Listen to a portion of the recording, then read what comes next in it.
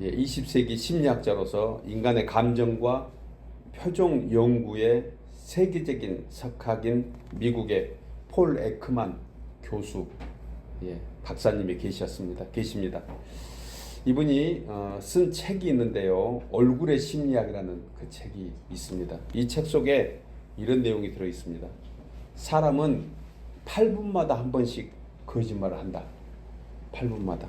그리고 하루에 최소한 200번 정도의 거짓말을 한다. 이렇게 조수를 했어요. 저는 이 내용을 읽으면서 왜 이분이 이런 내용을 얘기했나 조금 더 살펴보니까 이해가 됩니다. 이분이 이렇게 글을 쓰게 된 연구의 대상이 누구냐면 고도로 악한 범죄자들이에요. 범죄자들. 이 사람들을 상대로 분석한 것인데 범죄 단체나 FBI, 그다음에 CIA 같은 그러한 수사기관에서 수집된 자료로 봐집니다. 그렇다면 여러분, 보편적인 사람의 일상은 어떨까요? 어느 자료에 의하면요, 사람이 스스로 인지하면서 하는 의도적인 거짓말이 하루에 한 2, 3회 정도라고 합니다. 그냥 통계니까 한 번도 안 하는 우리들도 있죠. 한 번도 안 하죠.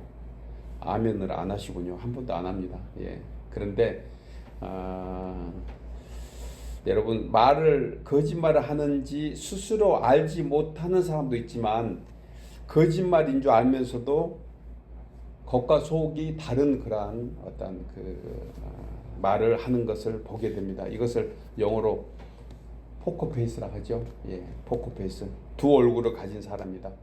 그런데 살다 보면 불가피하게 우리 속 다 드러내면은 어떻게 관계가 되겠어요? 아마 이 세상은 혼란스러울 거예요. 오히려 조금은 절제하면서 속으로는 화가 부글부글 끓어도 겉으로는 좀 다정하게 표현하는 것, 거짓말이라고 할 수 없지만 그래도 우리의 모습 속에 어떤 의미에서는 포커페이스가 아닌가. 여러분, 거짓말하는 것은요, 사실은 인간의 본성이 거짓이라는 그러한 모습을 보여주고 있습니다.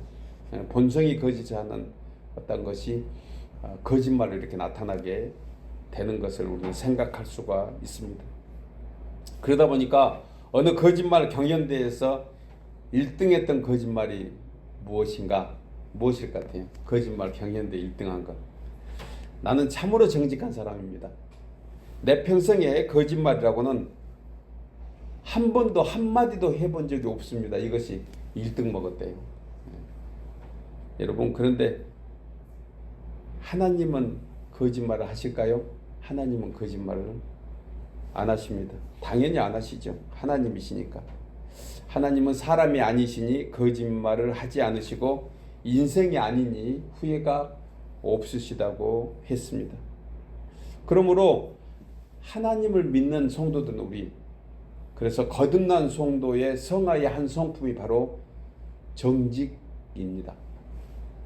사도 바울은요, 이 내용을 에베소서 5장 8절에서 너희가 전에는 어둠이더니 이제는 주 안에서 빛이라, 빛의 자녀들처럼 행하라. 빛의 열매는 모든 착함과 의로움과 진실함에 있느니라. 아멘이죠. 그러므로 모든 착함과 의로움과 진실함의 공통 분모는 무엇일까? 정직함이에요. 그렇다면 역설적으로요, 정도의 차이는 있겠지만 의도적으로 거짓말을 일삼는 사람은 결코 거듭난 성도라고 할 수 없습니다. 예수님은 요한복음 8장 44절에서요, 진리가 그 속에 없으므로 진리에 서지 못하고 거짓을 말할 때마다 제 것으로 말하나니 이는 그가 거짓말장이요 거짓의 아비가 되었음이라고 했습니다.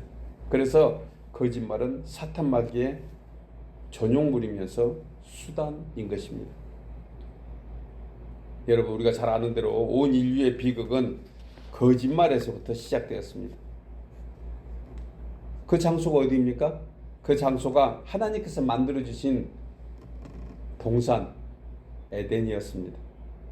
그리고 뱀으로 위장한 사탄은 하나님께서 하신 말씀을 그럴싸하게 바꿔서 하와를 미혹한 것입니다. 여기서 저는 말씀을 준비하다가 갑자기 단어가 생각났는데 되새겨 봤어요. 사탄이 하와에게 그럴싸하게, 분별하기 어렵게 우리 입맛에 딱 맞도록 접근했다는 것입니다. 따라서 위장 전술에 뛰어난 사탄 마귀는 오늘날 우리에게도 이와 같이 하고 있다는 것을 우리는 잊지 말아야 돼요. 오늘날 문화가 발전하고 어떤 그 기술이 발전해 가는 것 우리가 경험한다고 하면 사탄 마귀는 더 이 위장술에 뛰어나지 않을까, 그런 생각도 함께 해볼 수가 있습니다. 그래서 우리는 이 미혹에 넘어가지 않기 위해서 어떻게 해야 됩니까? 항상 깨어서 기도해야 됩니다. 우리 장로님 기도하실 때 이 내용을 가지고 기도하셨어요. 항상 깨어 기도하게 하옵소서. 진리 되시는 주님 안에서 딱 붙어서 살 때 우리는 이 미혹과 유혹에 빠지지 않게 되는 줄 믿습니다. 저는 요즘 에레미야서를 묵상하면서요, 지금부터 한 2600여 년 전에 이스라엘 역사의 가장 비참한 그러한 요시야 왕 때부터 예루살렘이 패망했던 시드기야 왕 때까지 모든 제약이 다 이 에레미야서 안에 있음을 보고, 그 가운데서 제 가운데 헤매고 있는 이스라엘 백성을 향하여 회개할 것을 눈물로 호소한 에레미야 선지자를 오히려 죽이려고 비방한, 그리고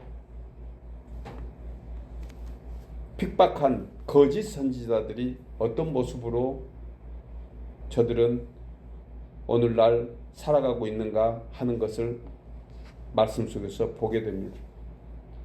그런데 중요한 것은 이 거짓들이 전부 다 미혹 같은 아주 비슷한 그럴싸한, 그래서 사랑을 가장한 거짓 복음들이 상당히 많이 있음을 볼 수가 있습니다.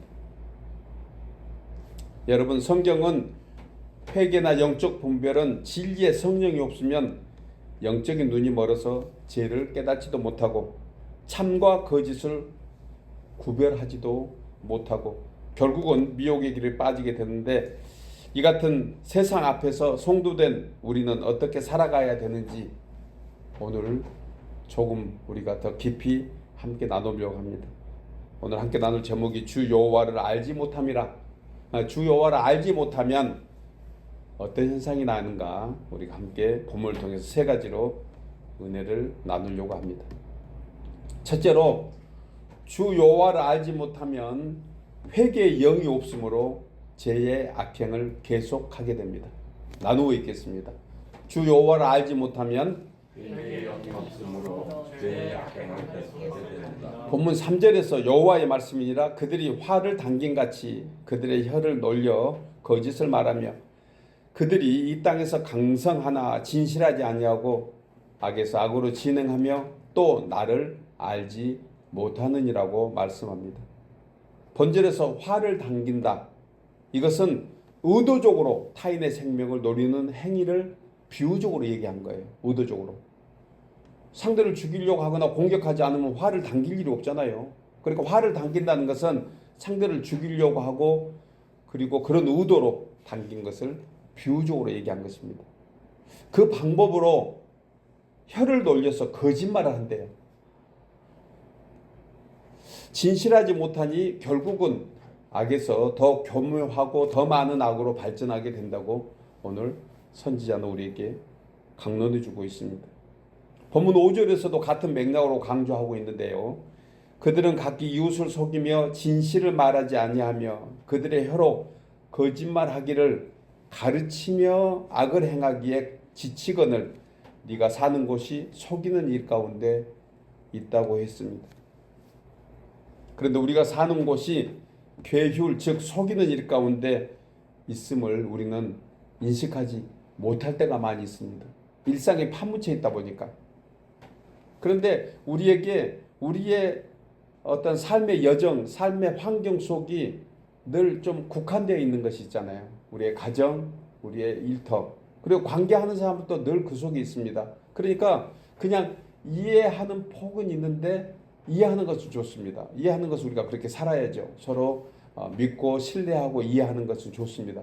그런데 때로는 이 이해하려고 하는 것에 우리가 좀 조심할 것은 그 속에 우리의 공동체를 흔들려고 하는 어떤 거짓들이 담겨 있다고 하면 우리는 알게 모르게 젖어가는 것이 아닌가 하는 생각도 해보게 되는 것입니다.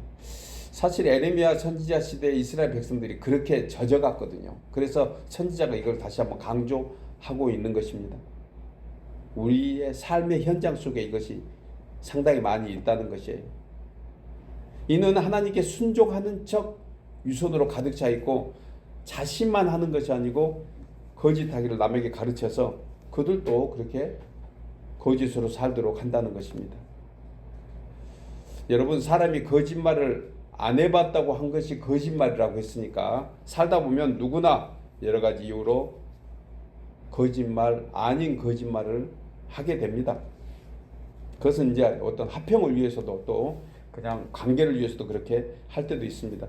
그런데요, 한두 번 하는 거짓말은 불신자라도 최소한 사람이면은요 스스로 자각하는 곳이 있는데 우리 몸의 어느 기관일까요?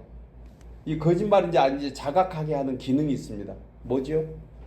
양심입니다. 예, 맞아요. 양심. 우리의 단어로 표현하면 양심이라고 그래요. 중요한 것은 양심이 반응할 때 멈추면 좋은데 그렇지 않으면 양심이 화인을 맞고 거짓말을 결국 합리화되어서 이것이 습관이 되고 그 습관은 더 담대한 거짓말로 이어진다는 것입니다. 이 내용을 에레미야 선지자는 본절에서 악에서 악으로 진행한다 라고 말씀합니다.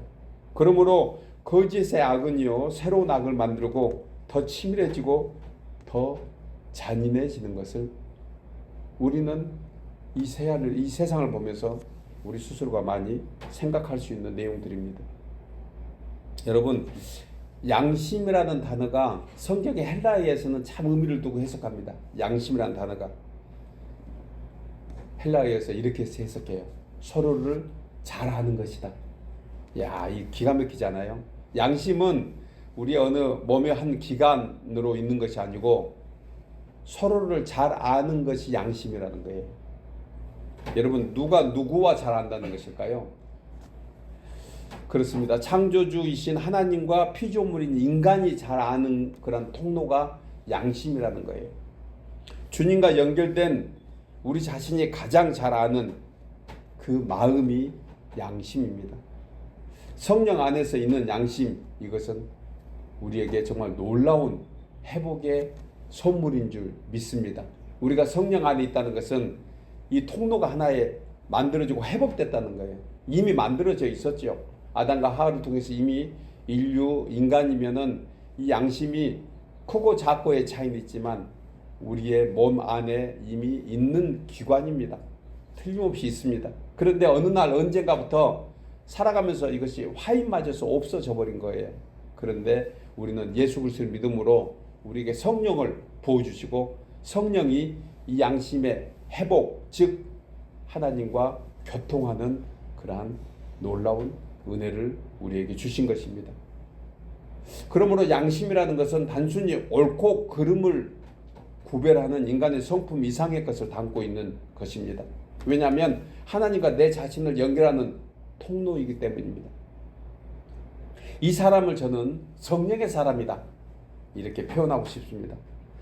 다른 성경에서는요 양심을 심장이나 마음, 좋은 생각으로 번역하고 있습니다.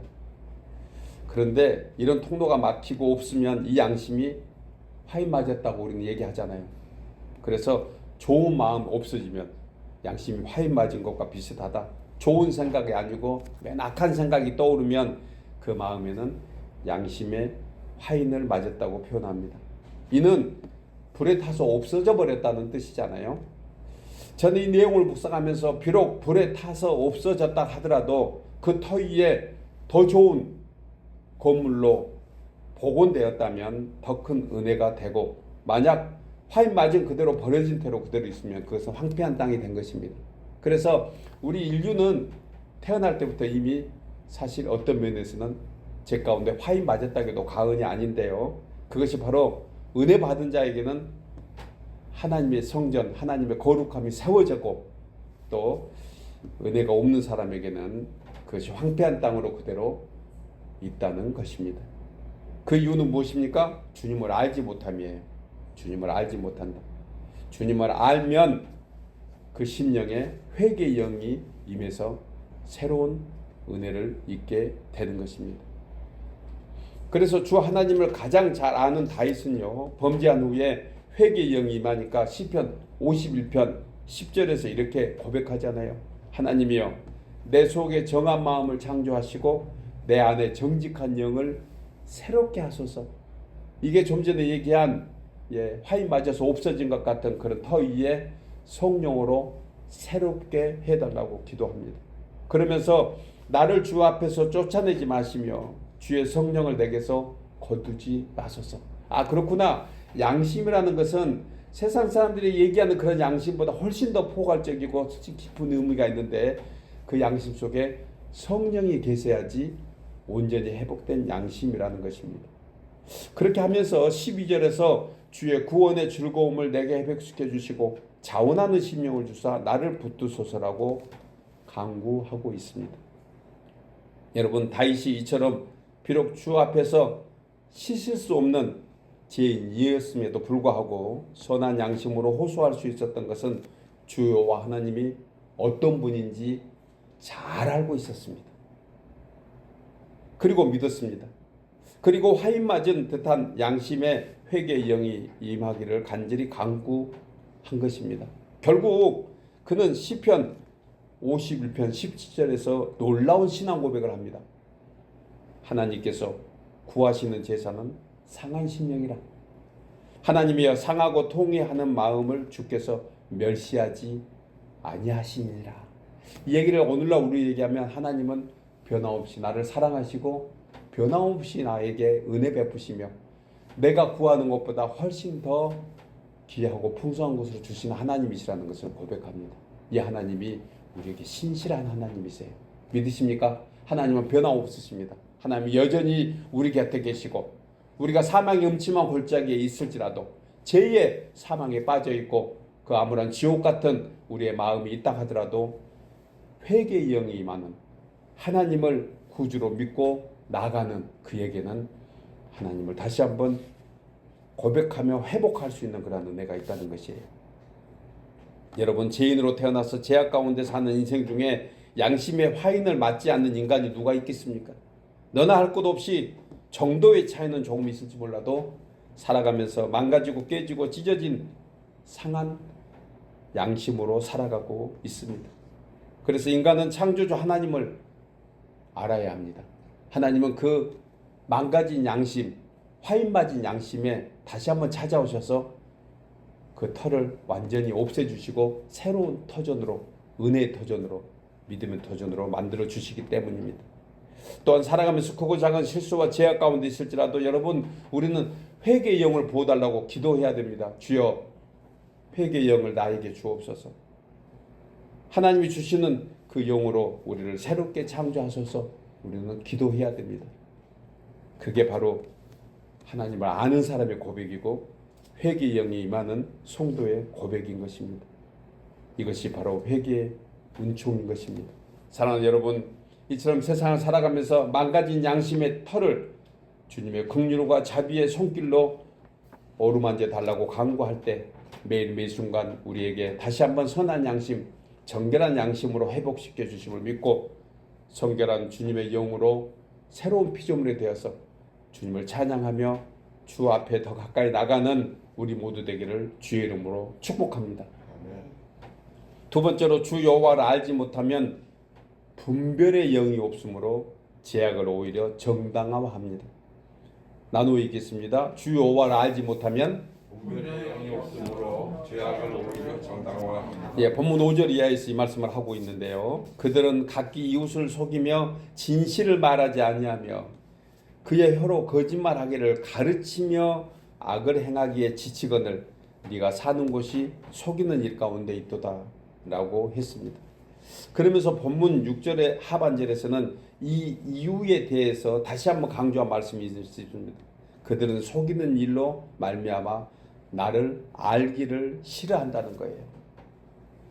본절에서 예레미야는 주 여호와를 알지 못하면 분별의 영이 없으므로 이웃을 거짓으로 속이며 악행 행하기를 멈추지 않는 자로 살게 되는데 그 수단으로 마음에는 진실함이 없고 혀로 거짓말을 하고 사람을 홀리며 거짓을 가르치는데 쉬지 않는다고 했습니다.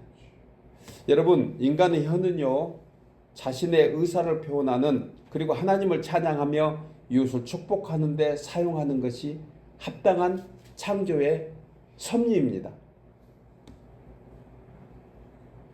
그들이 이 혀로 가르치기를 타인에게 모함하며 타인을 죽이는 데 사용한다고 하면 이것은 당연히 하나님 창조의 섭리에 맞지 않으니 하나님께서 진노하실 수밖에 없습니다.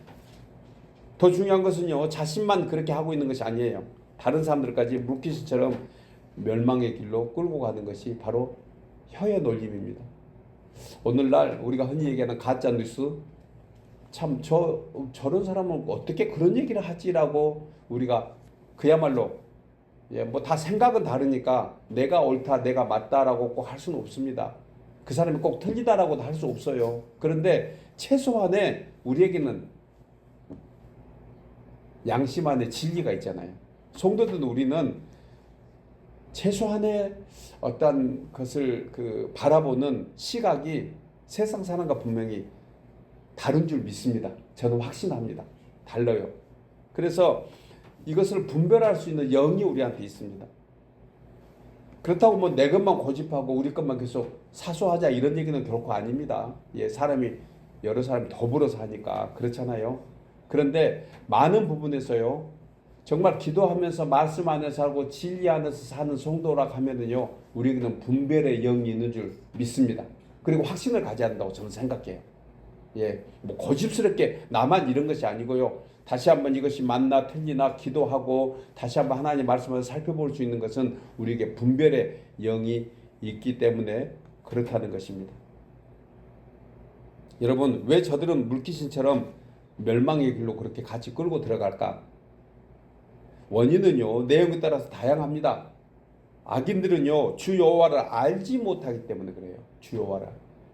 그러니까 결국 분별의 영이 없는 것입니다.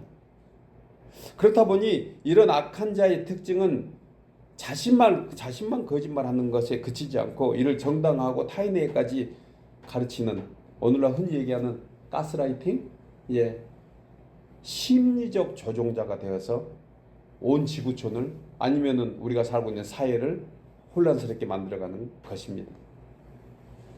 대표적인 것이 저는 영적인 거니까요, 사입이나 이단 종교라고 우리는 생각해야 됩니다. 사입이나 이단 종교, 그리고 저들은요 자신의 행동을 합리화하면서 타인을 통제하기 위해서 하나님을 빙자한 전도라는 명제로 함께 멸망의 늪으로 빠져들어갔는데 이건 상당히 심각한 영적인 그런 파멸인 거예요. 그래서 진정한 성도는요 분별의 영으로 말미암아 이단과 사이비를 분별할 줄 아는 참과 진리를, 참과 거짓을, 그리고 진리와 사이비 이단을 분별하는 지혜가 있어야 될 줄 믿습니다. 기도하면 응답받게 될 것이에요. 말씀 속에 비쳐 있으면. 아니요, 우리는 이미 기도하는 사람이고 말씀 속에 있기 때문에 우리의 자각으로 주 안에서 그것을 다시 한번 생각하는 그런 분별이 있으면 무엇이 옳은지 그른지는 우리에게 분명히 밝혀지는 것입니다. 사도 바울은요 이 내용을 고린도전서 2장 13절에서요 우리가 이것을 말하거니와 사람의 지혜에 가르친 말로 아니하고 오직 성령의 가르치시는 것으로 하니 신령한 일은 신령한 것으로 분별하느니라. 정말 귀한 말씀입니다. 여러분, 신령한 것을요 인간적으로 해석하면은요 엉망진창돼요. 인간적인 것은 신령한 것으로 분별할 수 없습니다. 신령한 것만 신령한 것으로 분별해요. 세상적인 것 안에 하나님의 뜻이 있습니다. 그런데요 하나님의 뜻은 하나님의 뜻이에요. 하나님의 뜻이 세상 안에 있다고 하는 것은 조금 더 생각을 해봐야 돼요. 하나님의 뜻이 하나님의 뜻은 성도에게 있는 줄 믿습니다. 하나님의 뜻은 하나님을 믿는 사람에게 있는 거예요. 그것이 하나님이 하시는 신령한 은사인 것입니다. 여러분, 육에 속한 사람은요 하나님의 성령의 일을 받지 아니하나니 저희에게는 미련하게 보이요 또한 깨닫지도 못하니 이런 일은 영적으로야 분별한다고 했습니다. 영적인 일은요 인간의 지혜나 세상적인 기준이 아닌 성령의 가르치심과 성령의 지혜로 깨닫고 분별하게 되는 줄 믿습니다. 여러분, 육에 속한 사람은 즉 세속적인 가치관과 인간의 지식에만 의존하는 사람은요 하나님의 성령의 일을 알지도 못하고 이해할 수도 없습니다. 왜냐하면 영적인 일은 성령의 진실한 성도만이 분별할 수 있는 줄 믿습니다. 그러므로 하나님의 깊은 것은 하나님의 영이신 성령으로만 통달할 수 있으면서 성령께서 주시는 영적인 안목을 가져야만 신령한 것을 바르고 깨닫게 되는 것입니다. 우리에게 분별의 영은 주 예수 그리스도 믿음 안에 있는 줄 믿습니다. 여러분, 주님의 제자였던 가룟 유다가 그랬습니다. 유다도 처음에는 예수님을 메시아로 믿고 따라서 그런 제자입니다. 이 사람은 얼마나 예수님께서 신뢰했으면 돈 주머니를 다 맡겨놨을까요? 회개를 맡길 만큼 주님께 신망을 받았던 사람이 바로 가룟 유다입니다. 그랬던 그가 예수님을 은 30의 대적자들에게 판 이유가 무엇일까요? 신령한 일을 신령한 것으로 분별하지 못해서 그랬던 거예요. 예수님의 뜻과 섭리에 그는 영적 안목으로 보는 것이 아니고 인간적인 안목으로 봤던 것입니다. 여러분, 예수님께서는 선지자들의 예언대로 인류의 죄를 대신하고 고난을 받으시기 위해서 이 땅에 오신 줄 믿습니다. 그 고난이 이미 예언된 거예요. 이미 고난은 믿는 사람들에게는 그것을 깨닫도록 이미 알려지신 것입니다. 그리고 주님은 이 성취를 이루어 가고 계셨습니다. 그런데 가룟 유다는 이 사실을 전혀 이해하지 못했습니다. 하나님이신 주님이 왜 그렇게 핍박을 받고 계시지? 하나님이 조롱을 받으신가? 기적과 능력의 주님이 왜 저렇게 힘이 없으실까?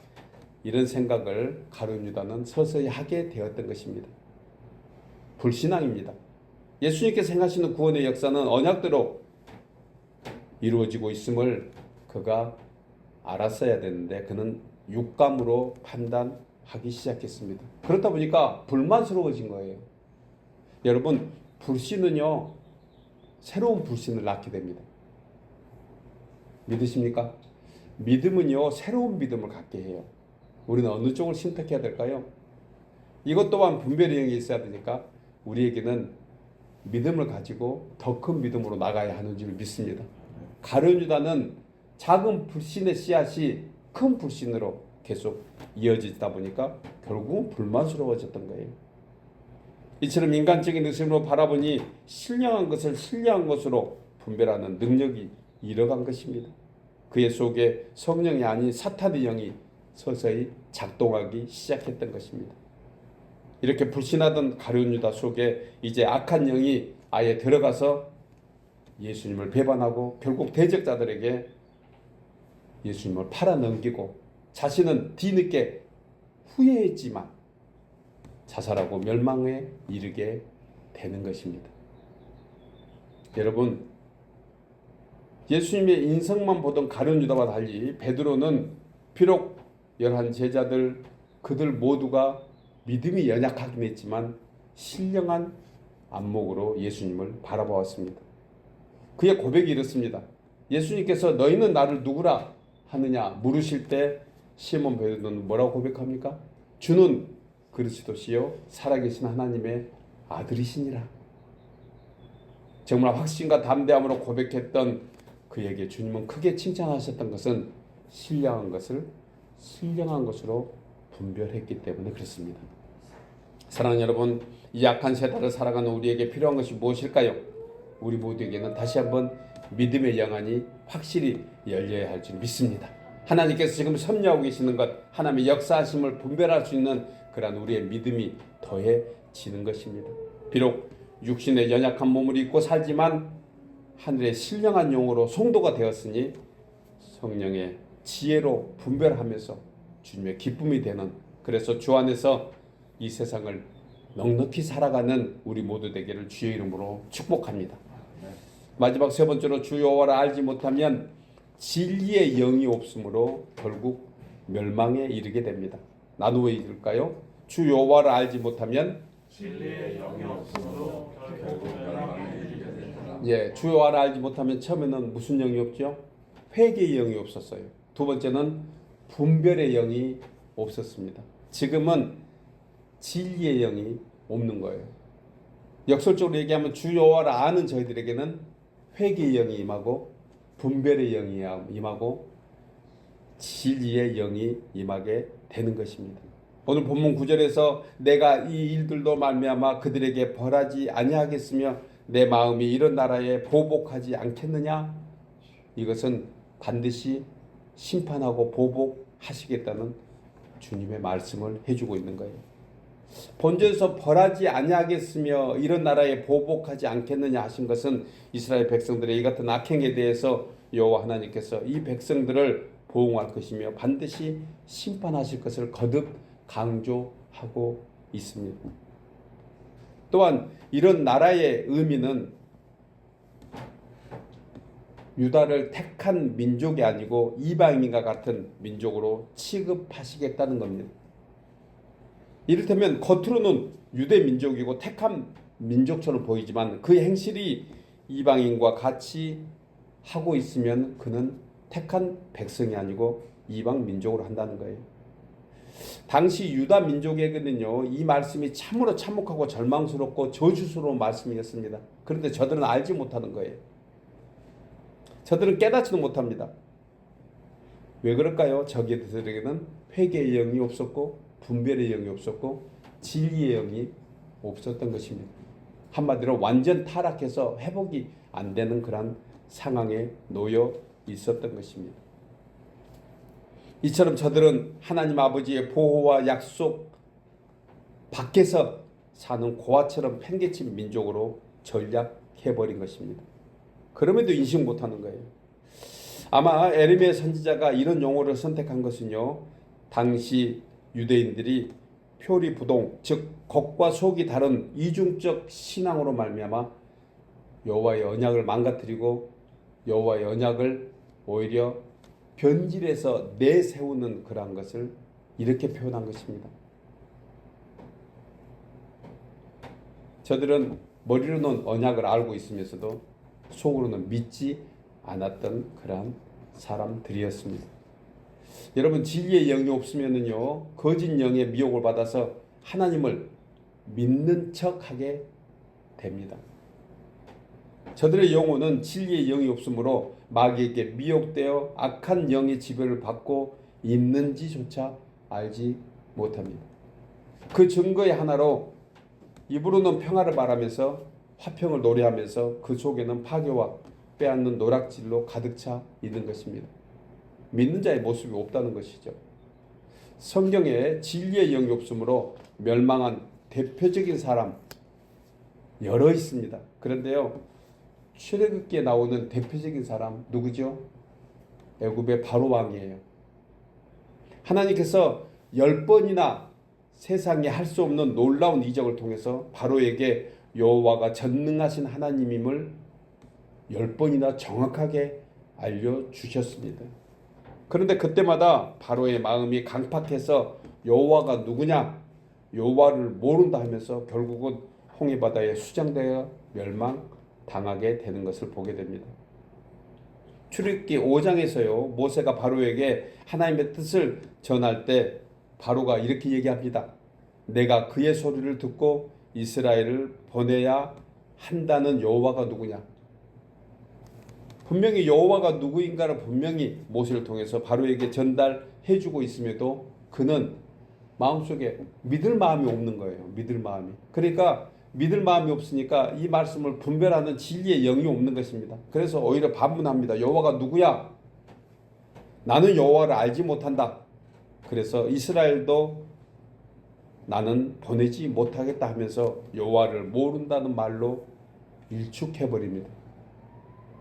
그런데 그 이후에 바로는요, 여호와 하나님을 충분히 알 수 있는 기회가 몇 번 있었다? 10번 있었어요. 분명하게.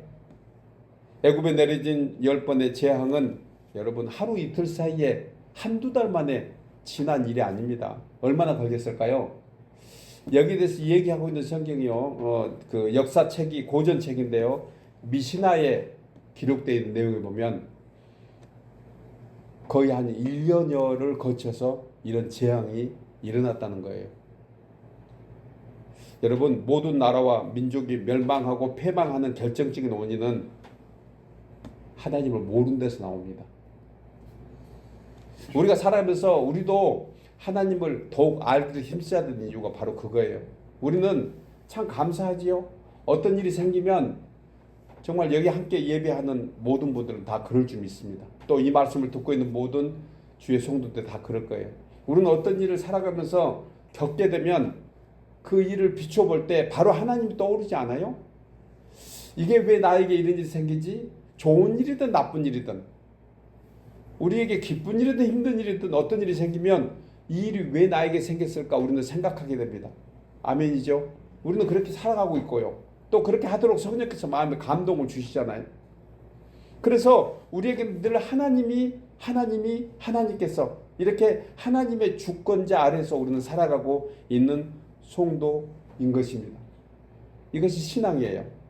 그런데 이와 반대로 하는 것을 우상이라고 얘기합니다. 오늘 본문에 나오는 유다 민족도 멸망한 가장 근본적인 이유는 우상 숭배였습니다. 여러분, 우상이 무엇입니까? 우상은요, 비실체를, 허망한 피조물을 하나님 대신으로 섬기면서 자신의 욕망을 채워나가는 것이 바로 우상입니다. 이렇게 우상 숭배에 빠지면은요, 그 마음에 하나님 두기를 싫어한다니까요. 하나님 두기를. 그래서 부자가 천국에 들어가는 것은 낙타가 바늘기에 들어가는 것보다 더 힘들다. 이건 예수님께서 비유적으로 말씀하시는데, 여기서 부자는요, 강팍한 사람을 얘기해요. 마음이 강팍해서 이미 우상에 휩싸여 있는 거예요. 사도 바울은요, 로마서 1장 25절에서 이는 그들이 하나님의 진리를 거짓으로 바꾸어 피조물을 조물주보다 더 경배하고 섬김이라, 이렇게 하면서 28절에서 그들이 마음에 하나님 두기를 싫어하며 하나님께서 그들을 그 상실한 마음대로 내버려두사 합당하지 못한 일을 하게 하셨다고 했습니다. 여러분, 성경에서 말씀하신 사사시대가 바로 이 같은 우상으로 멸망한 본보기의 시대입니다. 그 시대가 끝이 무엇입니까? 이스라엘의 왕이 없으므로. 얼마나 귀한 말씀인지 몰라요. 사사기에 심판과 멸망이 이어질 때마다 이렇게 강조하면서 한 단락을 마무리해 가고 있잖아요. 이스라엘의 왕이 없으므로 사람이 각기 자기의 소견에 옳은 대로 행하더라.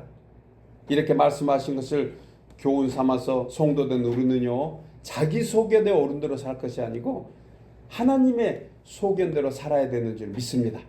우리의 생각대로 사는 것이 아니고요, 하나님의 진리로 살아야 되는 것입니다. 이것이 바로 진리의 영을 가진 우리 성도들의 모습인 것입니다. 사랑하는 여러분, 그러므로 우리는 하나님을 힘써 알아야 합니다. 기도와 말씀으로 진리의 성령의 역사로 충만한 은혜를 사모하면서 진리 되시는 주님 안에서 회개의 영으로, 분별의 영으로, 진리의 영으로 하나님을 더 가까이 섬기며 나가는 우리 모두 되시기를 주의 이름으로 축복합니다.